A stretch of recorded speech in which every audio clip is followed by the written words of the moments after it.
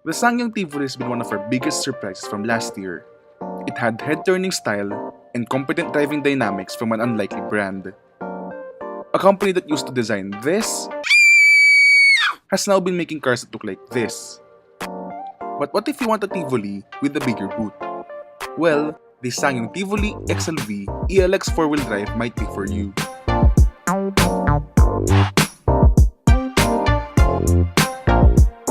The overall stylish design remains, but with the added benefit of a bigger boot. Whether or not it looks better is up to you. But to my eyes, I think SsangYong has done a good job with the Tivoli XLV's looks. Many of the standard Tivoli's eye-catching details remain, such as its LED taillights, HID headlights with LED daytime running lights, as well as a set of well-proportioned 18-inch alloy wheels. Step inside, and you're greeted to a well-built interior. Calling it plush is overselling it, but it's reasonably well designed for its price. Soft touch materials are on the dashboard, while the rest are finished in hard scratchy plastics. It's well kitted out too. Passive entry with push-button start is standard on this top-trim ELX variant, while an Android-based infotainment system provides entertainment to its occupants. I'm not exactly a fan of infotainment systems that are literally an Android tablet placed on the dashboard. The user interface is unattractive, and using an Android tablet interface inside the vehicle means that there's a smorgasbord of icons all over the place. So much for anti-distracted driving. At least Bluetooth comes as standard, though the sound quality could be better. Now if there's anything that stands out in the XLV, it would be its space, which it offers abundantly. It's now one of the class leaders in terms of rear seat space. Legroom is one of the most generous, sitting a 6-foot-tall adult comfortably. It's the same situation at the trunk. It's also one of the biggest and the most practical in its class. Unfortunately, this came at the expense of the spare tire, and in its place is a tire repair kit. Powering the Tivoli XLV is the segment's only diesel engine. It's a 1.6-liter mill that produces 115 horsepower and 300 Nm of torque. Power is sent through a 4-wheel drive system via a 6-speed automatic transmission. Being the segment's only diesel-powered option, let's now take the Tivoli XLV for a spin to see how it performs.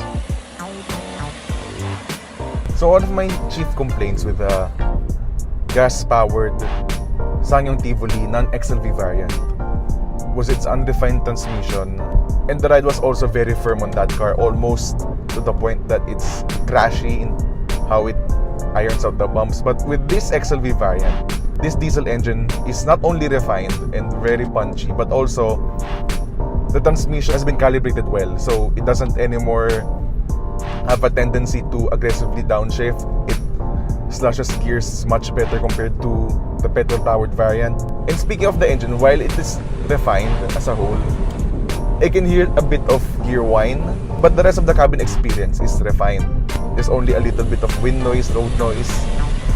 So this car is a much better sorted car compared to the gas-powered variant as a whole. Though the ride is still firm compared to most of its rivals, it still has a tendency to get unsettled with some of the bumps in Manila. Though because this has a longer wheelbase compared to the gas variant, it deals better with bumps compared to the one with the short wheelbase, and it does a better job of ironing out the imperfections of the road. Though as a trade-off, because this car has firm suspension, the handling is excellent for this kind of vehicle. Granted, the steering wheel would be better if it had more feedback, but because with the way the suspension deals with the car's body movements, with how the way it deals with corners, the SsangYong Tivoli is one of the few SUVs with a little bit of sporty driving dynamics. Though a Mazda CX-3 is still the class leader in terms of the car's dynamic driving capabilities. And speaking of the steering, this has what SsangYong calls Smart Steer. So you can change from normal, comfort, and sport, and frankly, I have no idea what difference the modes make.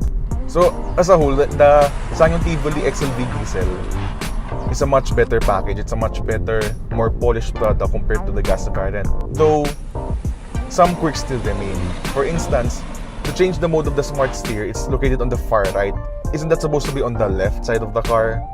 Also, I was trying to fiddle with the trip computer to know what fuel consumption I'm doing. And frankly, I have no idea why the designers thought it was a good idea to put the trip computer settings beside the hazard button. Lastly, this car has passive entry and push button start,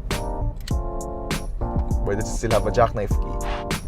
And for my final quirk with this car, there's a button called memory here in the auto climate control system. What's that for? I have no idea what memory is supposed to stand for in this car. What's that supposed to mean?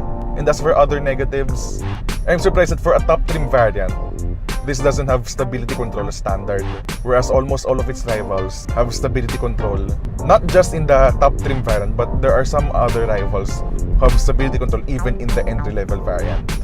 So as a whole, the SsangYong Tivoli XLV diesel is a much more refined product. It's a much more polished product compared to the gas-powered non-XLV variant. This small SUV offers a unique proposition because it's one of the only few small SUVs with a diesel engine. So if you want to read my full review on this car, just visit goflatoutpage.com.